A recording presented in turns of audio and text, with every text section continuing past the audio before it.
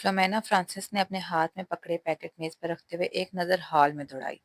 Paper शुरू होने में अभी 10 मिनट बाकी थे और हॉल में मौजूद स्टूडेंट्स किताबें, नोट्स और नोटबुक्स को पकड़े तेजी से सफ़े आगे पीछे करते इन पर आखिरी नज़र डाल रहे थे। इनकी जिस्मानी हरकत से इनकी परेशानी और इज़्तिराब का इजहार हो रहा था। फ्लोमिना फ्रांसिस के लिए एक बहुत मानूस सीन था। फिर इनकी नज़र हॉल के तकरीबन दरमियान में बैठे सालार पे जा ठहरी। 25 स्टूडेंट्स में इस वक्त वो वाहिद स्टूडेंट था जो इत्मीनान से अपनी कुर्सी पर टांग रखे बैठा था। एक हाथ में स्केल पकड़े आहिस्ता आहिस्ता इसे अपने जूते पर मारते हुए वो इत्मीनान से इधर उधर देख रहा था। फ्लोमिना के लिए ये सीन भी नया नहीं था। अपने 7 साल करियर में उन्होंने पेपर्स के दौरान सलार को इसी बेफिक्री और लापरवाही का मुजाहरा करते पाया था। 9:02 पर उन्होंने सलार के पास से गुजरते हुए इसे एमसीक्यूज पर मबनी ऑब्जेक्टिव पेपर थमाया। 30 मिनट के बाद इसे वो पेपर इनसे लेना था। 9:10 पर उन्होंने सलार को अपनी कुर्सी से खड़ा होते देखा।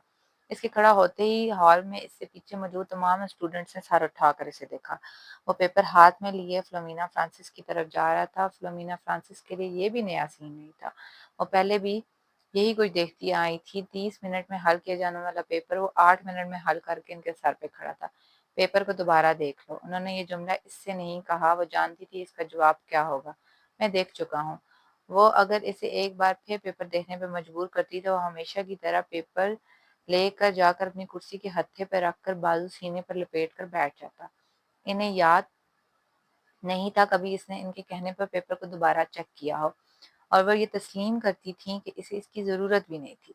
इसके पेपर में कोई भी ऐसी गलती को ढूंढना बहुत मुश्किल काम था। उन्होंने एक हल्की सी मुस्कुराहट के साथ इसके हाथ से पेपर पकड़ लिया। तुम जानते हो सलार, मेरी ज़िंदगी की सबसे बड़ी तमन्ना क्या है? उन्होंने पेपर पर नज़र डालते हुए कहा कि मैं तुम्हें 30 मिनट का पेपर 30 मिनट के बाद सबमिट करवाते हुए देखूं। वह इनकी बात पर हफीफ से अंदाज में मुस्कुराया। आपकी ये ख्वाहिश इस सूरत पूरी हो सकती है मैम, अगर मैं ये पेपर 150 साल की उम्र में हल करने बैठूं। नहीं, मेरा ख्याल है 150 साल की उम्र में तुम ये पेपर 10 मिनट में करोगे। इस बार वो हंसा और वापस मुड़ गया। फ्लोमिना फ्रांसिस ने एक नज़र इसके पेपर के सफ़ात को उलट पलट कर देखा। एक सरसरी नज़र में भी इन्हें ये बताने के लिए काफ़ी थी कि वो इस पेपर में कितने नंबर गवाएगा। 0। सलमा ने अपनी बेटी के हाथों में गिफ्ट पेपर में लिपटे हुए पैकेट को हैरानी से देखा। ये क्या है मामा? तुम तो मार्केट गई थी, शायद कुछ किताबें लेनी थी तुम्हें। हाँ अम्मी, मुझे किताबें ही लेनी थी, मगर किसी को तोहफे में देने के लिए। किसको तोहफा देना है? वो लाहौर में एक दोस्त है मेरी, इसकी सालगिरह है, इसी के लिए खरीदा है। कोरियर सर्विस के ज़रिए भिजवा दूँगी क्योंकि मुझे तो अभी यहीं रहना है। लाओ फिर मुझे दे दो ये पैकेट, मैं वसीम को दूँगी, वो भिजवा देगा। नहीं अम्मी, मैं अभी नहीं भिजवाऊँगी, अभी इसकी सालगिरह की तारीख नहीं आई। सलमा को लगा जैसे वो यकदम घबरा गई हो।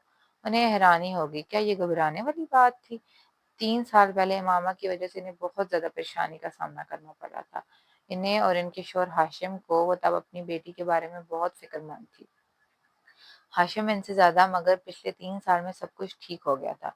वो दोनों अब इसकी तरफ से मुकम्मल तौर पर मुतमईन थे। खास तौर पर अशरत से इसकी निस्बत तय करके। वो जानती थी कि मामा अशरत को पसंद करती है, सिर्फ वही नहीं, अशरत को कोई भी पसंद कर सकता था। वो हर लिहाज से एक अच्छा लड़का था। वो ये भी जानती थी कि वो अशरत से निस्बत तय होने पर बहुत खुश हुई थी। अशरत और इसके दरमियान पहले भी खासी दोस्ती और बेतकल्लुफ़ी थी, मगर बाज़ दफ़ा इन्हें लगता था जैसे वो वक़्त गुज़रने के साथ-साथ बहुत चुप होती जा रही है। वो पहले ऐसी नहीं थी, मगर अब वो स्कूल जाने वाली बच्ची भी तो नहीं रही, मेडिकल कॉलेज की स्टूडेंट है। फिर वक़्त भी कहाँ होता है इसके पास। सलमा हमेशा खुद को तसल्ली दे लेती। वो इनकी सबसे छोटी बेटी थी। बड़ी दोनों बेटियों की वो शादी कर चुकी थी। एक बेटी की शादी भी कर चुकी थी, जबकि 2 बेटे और मामा गैर शादीशुदा थे। अच्छा ही है कि ये संजीदा होती जा रही है। लड़कियों के लिए संजीदगी अच्छी होती है। इन्हें जितनी जल्दी अपनी ज़िम्मेदारियों का एहसास हो जाए, इतना ही अच्छा है। सलमा ने एक गहरी सांस लेते हुए मामा से नज़रें हटा ली। वो छुट्टियों में घर आई हुई थी और जितने दिन वो यहाँ रहती, इनकी नज़रें इसी पर मरकूज रहती। पता नहीं ये साजिद कहाँ रह गया है, जो भी काम इसके ज़िम्मे लगाओ बस भूल ही जाओ। इन्हें अचानक अपने मुलाजिम का ख्याल आया, जिसके पीछे वो लॉन्च में आई थी। बड़बड़ाते हुए वो लॉन्च से निकल गई। ये न्यू ईयर नाइट थी। नया साल शुरू होने में 30 मिनट बाकी थे। 10 لڑکوں پہ مشتمل 14-15 سال کے لڑکوں کا وہ گروہ پچھلے 2 گھنٹے سے اپنے اپنے موٹر سائیکلز پر شہر کی مختلف سڑکوں پر اپنے کرتب دکھانے میں مصروف تھا۔ ان میں سے چند نے اپنے ماتھے پر چمکدار بینڈز باندھے ہوئے تھے جن پر نئے سال کے حوالے سے مختلف پیغامات درج تھے۔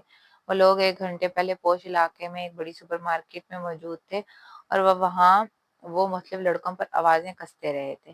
اپنی بائکس پر اب سوار مختلف پر چکر لگا رہے تھے۔ ان کے پاس فائر کریکرز موجود تھے جنہیں وہ وقتاً فوقتاً چلا رہے تھے۔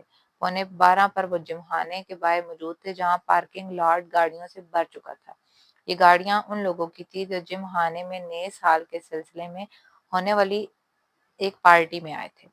ان لڑکوں کے پاس بھی اس پارٹی کا دعوتی کارڈ موجود تھے کیونکہ ان میں سے تقریباً تمام کے والدین جم خانہ کے ممبر تھے۔ وہ لڑکے اندر پہنچے تو 11:55 ہو رہے تھے۔ چند منٹوں بعد ڈانس فلور سمیت تمام جگہوں کی لائٹس آف ہو جانی تھی اور اس کے بعد باہر لان میں آتش بازی کے ایک مظاہرہ کے ساتھ ایک نئے سال شروع ہونے پر لائٹس آن ہونا تھی اور اس کے بعد تقریباً تمام رات وہاں رقص کے ساتھ ساتھ شراب پی جاتی جس کا اہتمام نئے سال کی اس تقریب کے لیے جم خانہ کی انتظامیہ خاص طور پر کرتی تھی۔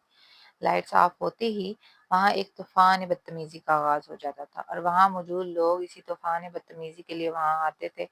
15 سالہ وہ لڑکا بھی 10 لڑکوں کے اس گروپ کے ساتھ آنے کے بعد اس وقت ڈانس فلور پر راک بیٹ پر ڈانس کر رہا تھا۔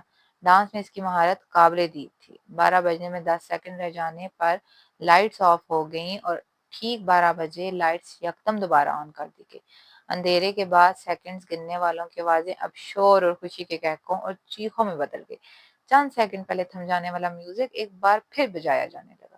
وہ لڑکا اب اپنے دوستوں کے ساتھ باہر پارکنگ میں آ گیا جہاں بہت سے لڑکے اپنی اپنی گاڑیوں کے ہارن بجا رہے تھے۔ انہی لڑکوں کے ساتھ بیئر کے کین پکڑے اور وہاں موجود ایک گاڑی کی چھت پہ چڑھ گیا۔ اس لڑکے نے گاڑی کی چھت پہ کھڑے کھڑے اپنی جیکٹ کی جیب سے بیئر کا ایک بھرا ہوا کین نکالا اور پوری قوت سے کچھ فاصلے پہ کھڑی ایک گاڑی کی ونڈو اسکرین پر دے مارا۔ ایک دھماکے کے ساتھ گاڑی کی ونڈ اسکرین چور چور ہوگی۔ وہ لڑکا اطمینان کے ساتھ بائیں ہاتھ میں پکڑا کین پیتا رہا۔